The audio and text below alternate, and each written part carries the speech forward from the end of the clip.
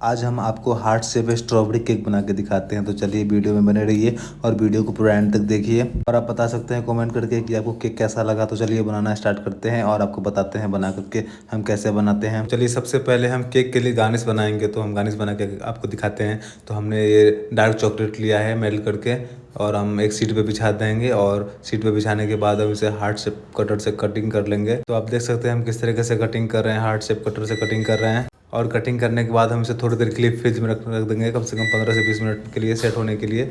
और हमने strawberry cake पहले से लेयर कर लिया था राउंड में और हमने इसको हार्ट शेप में कन्वर्ट किया है। तो चलिए हम इसको आइसिंग करके दिखाते हैं आपको आइसिंग कैसे करते हैं। तो हमारे पास ये हमने पिंक कलर में आइसिंग करेंगे, आप चाहे तो व्हाइट में भी कर सकते हैं, कोई इशू नहीं है। तो हम इसे पिंक कलर में आइसिंग करेंगे। चलिए हम आपको आइसिंग करके दिखाते हैं और आप बताना कि आइसिंग हमारा कैसा लगता है आइसिंग करने में और आइसिंग करने का तरीका हमारा कैसा रहता है। तो आप बता सकते हैं कमेंट में। चलिए आप वीडियो को देखिए और बताइए।